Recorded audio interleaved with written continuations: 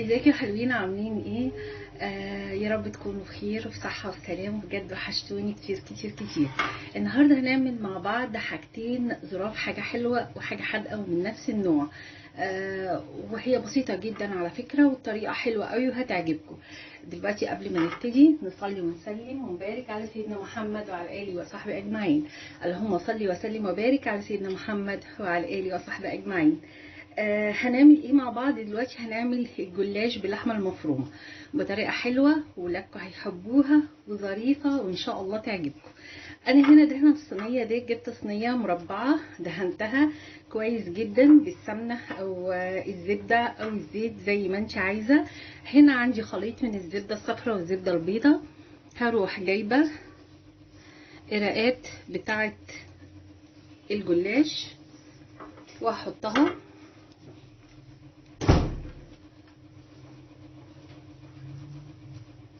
وبعدين هروح جايبه فرشه فيها سمنه وهروح عامله عليها كده. هعمل تقريبا نص الطبقات اللي عندي كلها بالطريقه دي لحد ما اوصل للنص. ومش شرط ان انت تمليها كتير، هي يا دوبك مسحه عليها عشان ما تبقاش تقيله، فخليها مسحه بسيطه كده بس في كل رقه علشان تديك الطعم الجميل المقرمش.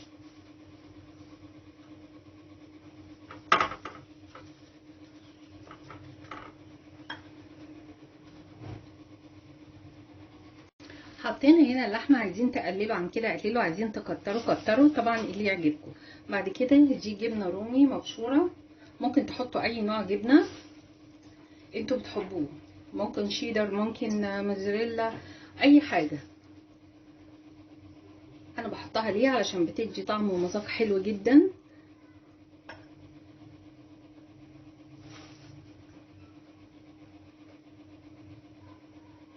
وممكن تستغنوا عن الجبنه خالص، بس بصراحه الجبنه فيها بتديها طعم حلو قوي قوي قوي. وبرده الكميه زي ما انتوا عايزين. وبعد كده هنغطيها وهنعمل نفس اللي احنا عملناه قبل كده، ان برضو نروح دهنين كل طبقه كده دهنه بسيطه قوي،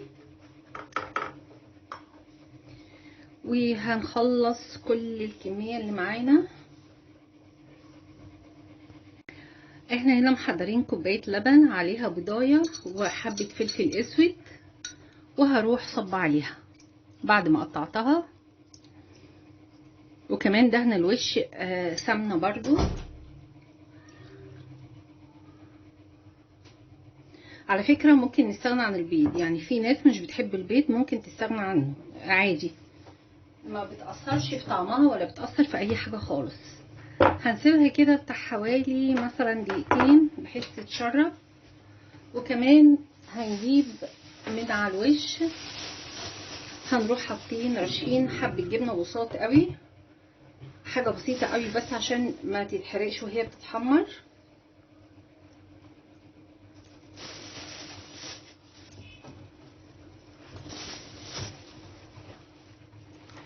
بس كده وهدخلها الفرن. بصوا الجلاش الحلو برضو عملت ايه. حطيت نص الصينيه تقريبا الجلاش، وبرده بين كل رق ورق بدهنه سمنه. وبعدين هنا عندي دي كنافه محطوط عليها سمنه وسكر ومخليها ناعمه على الاخر، انا ضرباها في الكبه، فانتوا ممكن تفرولوها في ايديكم. هي كانت في الفريزر فضربتها بالكبه مع حبه سمنه وحبه سكر. انتوا ممكن تضربوه تفتفتوها بايديكم، بس هي في الكبه بصراحه بتخليها ناعمه وحلوه زي ما انا عايزاها بالظبط.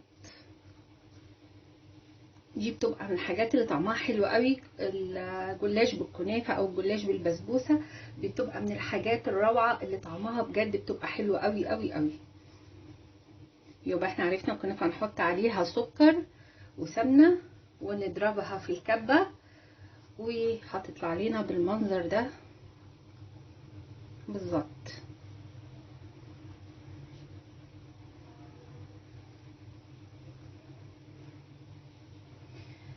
بس كده دول كفايه قوي. طيب احنا اكتفينا بكده؟ لا، هنحط عليها حاجات تاني. طب نشوف دلوقتي هنحط عليها ايه، بس نفردها كويس بحيث انها ايه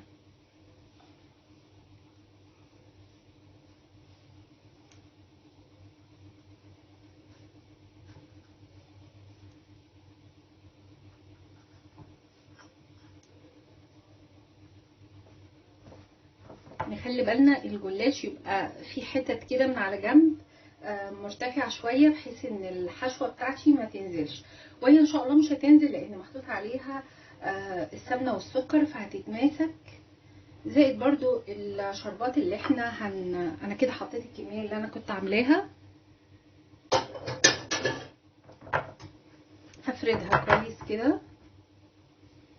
بعدين هحط ايه، هجيب جوز هند، هرش رشه كده،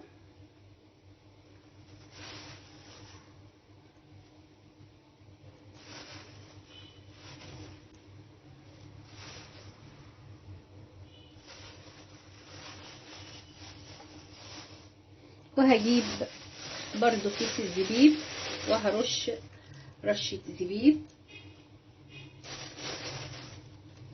بصوا يا جماعه الخطوات اللي انا بعملها ديت يعني في حاجات عندكم اعملوها، مش عندكم ممكن تستغنوا عنها برضو هتديكوا طعم حلو، بس انا بديكوا فكره انتوا ايه يعني تعملوها او ما تعملوهاش ده طبعا براحتكم. دي بقى مكسرات، دي مكسرات مفريه انا عاملاها، بروح عامله كميه كده وشايلاها في درج التلاجة، بستعملها في اي حاجه انا بعملها بالحلويات بتبقى برضو حاجه جميله جدا. ممكن تعملوا على فكره سوداني.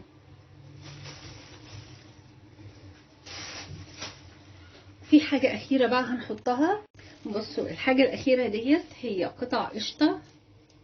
القشطه ديت ممكن تكون القشطه المتعبيه في علب كده بتتباع في السوبر ماركت، او القشطه اللي هي بتاعه اللبن. دي قشطه لبن انا شايلاها في الفريزر،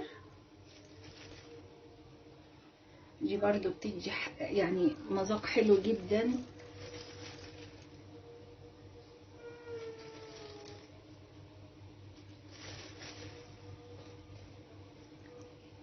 بس مش هكتر منها قوي عشان بس ما تبقاش تقيله.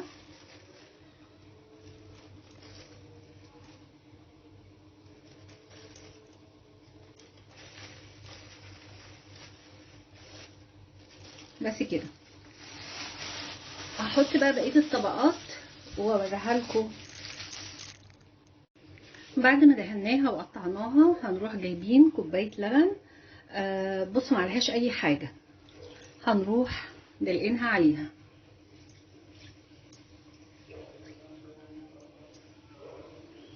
وهنسيبها دقيقتين، وبعد كده هنروح مدخلينها الفرن. كده الصنف الحادق طلع عندي زي ما انتم شايفينها، شكلها يجنن وجميله جدا. شايفين مقرمشه اهي من بره لكن طريه طبعا جدا من جوه. شكلها حلو جدا. بس هي هتبرد واقطعها، ممكن نقطعها دلوقتي بس هتلاقوها سخنه جدا.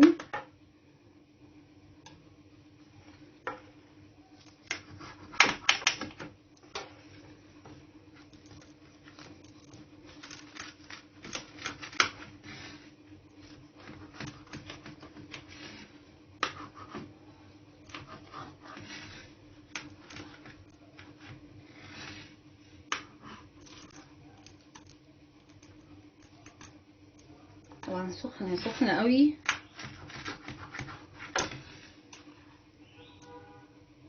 شايفين اهي، بصوا شكلها حلو جدا، واكيد الطعم طبعا خطير لان الحاجات احنا عارفين احنا عاملين ايه وحاطين ايه. بصوا هنستنى بقى لحد ما تطلع الصنف الحلو. بصوا هنا كده استوت ده الجلاش الحلو او الجلاش ابو كنافه. طبعا انا كنت عامله الشربات عباره عن مقاديره ايه، كوبايتين سكر عليهم كوبايه ميه عليهم معلقه فانيليا ونقطتين ليمون، او اذا كنتوا ما بتحبوش طعم الليمون ممكن تحطوا معلقه عسل نحل كبيره او غير العسل النحل ممكن تحطوا عسل كيليكوز.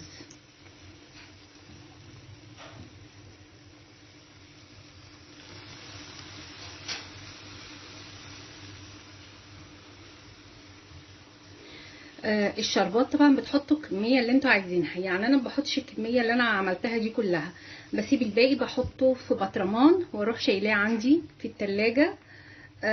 ووقت ما بكون بعمل حاجه حلوه تاني اروح عامله بيه. بس كده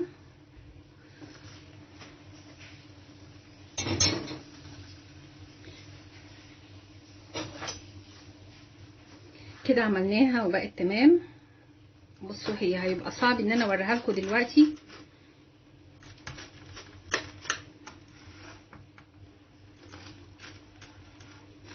لكن هحاول. شايفين هي مش لازقه في الصينيه علشان انتم مشبعين الصينيه من تحت بالسمنه، فعلشان كده ما بتلزقش. بيبقى عندهم مشكله ان الجلاش بيلزق في الصينيه، يكتروا السمنه من تحت فمش هتلزق معاهم. بصوا انا مش عارفه اطلعها لكم، لكن هوريكم الحشو من هنا. شايفين اهي، شايفينها كده. بصوا هحاول برضه اطلعها لكم.